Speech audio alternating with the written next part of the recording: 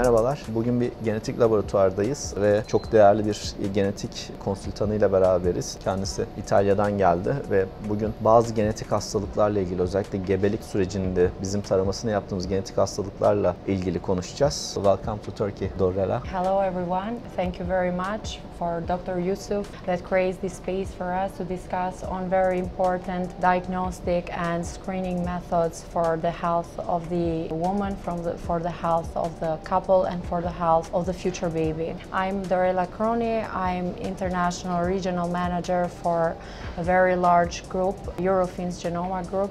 We are operating globally to ensure through our bioanalysis, genetic analysis, the health and safety of the future parents. As an obstetrician, genetic is very important for me. Yes. We have healthy pregnancies mostly, but sometimes the pregnancies don't go on their way. We may have some problems, both anatomic or genetic. And it's my profession to find the genetic problems with using ultrasound markers or genetic screening tests. And this is a study which is made by a team, and I need my colleagues of genetic doctors and consultants to help me to find the genetic syndromes like Down syndrome. Yeah. And we know that we can make the genetic diagnosis 100% with karyotyping, but karyotyping is hard way of... It's a very invasive process. New methods have come and that are validated methods to screen non-invasively just from the blood of the woman, to have the possibility to screen the fetus for a selected number of anomalies that might be very frequent for a baby or a fetus to have. The main advantage of the screening test is they are non-invasive. Yes. And our followers may want to know what is non-invasive. Invasive means that we put a needle to the mother's belly and take some fluid from the water of the baby, and from that skin cells we diagnose if there is a problem. That's a correct resulting method, but has complications. We can perhaps make some blood discharge or water discharge, and that may result in the interruption of a healthy pregnancy. Correctly. And so we firstly prefer to diagnose which babies are at more risk and which babies needs amniocentesis or CVS. Yes, that's true. There's a process of evaluating which of the anomalies can be screened non-invasively, so just from the blood from the arm of the woman, of the pregnant woman, and which are some anomalies that invasive procedures might be more indicated and suggestive for the pregnant woman. And relating to non-invasive, there are some very new methods and already have created experience in the international markets that are the next generation sequencing.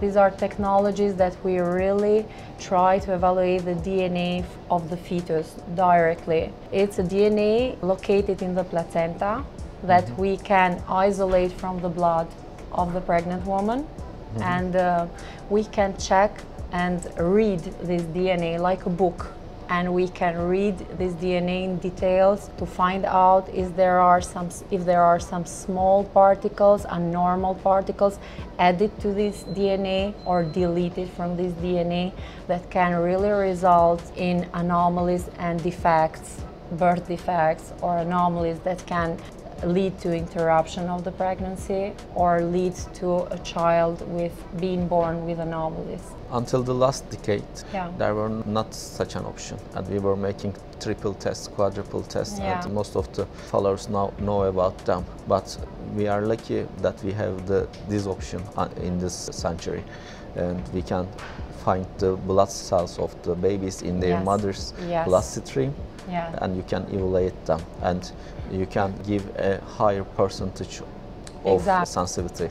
Exactly, because what was done traditionally till now was like a probability calculation of the risk of anomalies, which is B-test, triple test. quadruple test. So basically from the blood of the woman, it takes some hormone counts, the week of the pregnancy, the age of the woman, it combines them with an algorithm and it gives you a risk.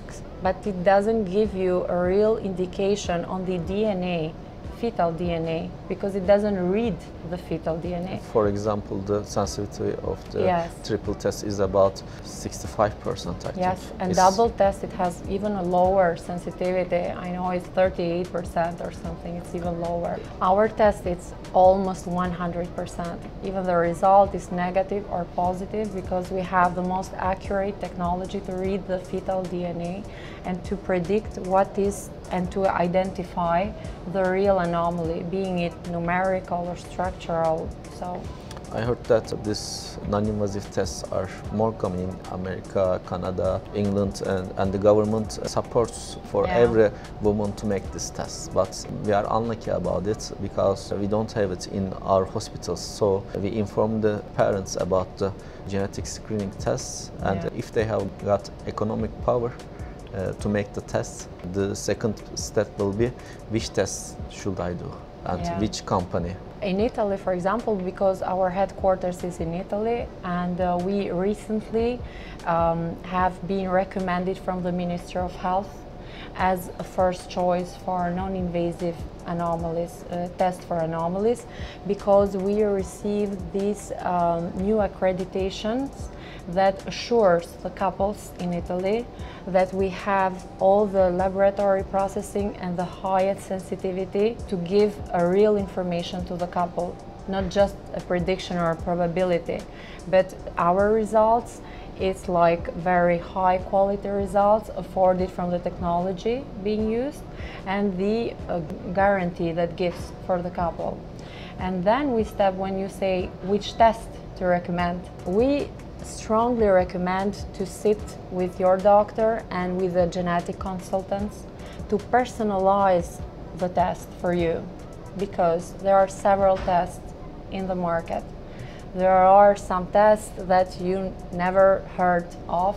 There are tests that maybe you heard from your sister or from your friend. I just read them on the books, but I have never seen a Kroni syndrome baby before. Yes. And I am a hardworking doctor in Turkey. I have contributed more than 20,000 births until now, and I haven't seen most of that genetic syndromes. Because every genetic syndrome has a prevalence, the chance to happen in life, and the chance that a baby can be born with that anomaly. And when we want to choose a test, it's better for the doctor and the couple and the genetic consultants to sit all together or just to call each other and define why does a woman needs to screen for 5 anomalies and why does a woman needs to screen for 1 more or 2 more or 100 or whatever. We can give 2 examples. One is Down syndrome. It's very common. Yes. It's 1 in 1,000 pregnancies. Yes. And as an obstetrician, for me and my colleagues, the main point of this test is Down syndrome, because we want to diagnose if there's a Down syndrome. Down syndrome may give us some information with ultrasound markers, but I know about some translocations doesn't show that on the phenotype of the so we can't see anything. The baby seems normal with the ultrasound. The Down syndrome is at the center of the it's the my most concern. frequent. On the other hand, we have in Turkey at latest time the SMA. It's a very rare genetic syndrome, spinal muscular atrophy. It's about 1 in 100,000 births, and I think we don't have to look for it in every test. But if the family has a history of SMA, they may deserve to make a genetic consulting, and after that, perhaps an IPT. Yes, if the family have a history, that is very important to check. It's important also to check if partners, male or female partners, knows that they are a carrier of 1 mutation. If they know that they are carrier of 1 mutation, we can check both of them. Or if they don't know, but the doctor is doubting that the fetus might show some signs of SMA, we can check directly the fetus but this is being divided upon risk. So if the couple has in the history, medical history, some signs of this mutation, or if the couple has a clear risk of having this mutation, or if the doctor in ultrasound is doubting that the fetus is showing some anomalies. And in these tests, Yeah. the sensitivity and specificity are the main concerns for an obstetrician. And why do I prefer your company? What is the difference from others? Oh, this is a very important question. It's a little bit scientific. It is difficult to explain to the general public, but it's the technology that we use. There are several technologies being used in genetic screening. There are technologies that go and look just for one thing. There are technologies that are being targeted technologies, but there are technologies that goes and looks like a group of things located, and this is next generation sequencing. Next generation sequencing can unfold your DNA like a book. Like every letter of that book is related to a mutation, to an anomaly, to a defect that your child can have. Only for an IPT, there's a very small chance that what we identified, maybe it's not correct, and we will need to do amniocentesis for this. But also NIPT is 99.99%, so almost 100% of assurance of if we identified an anomaly, that anomaly is real and the fetus really does have that anomaly.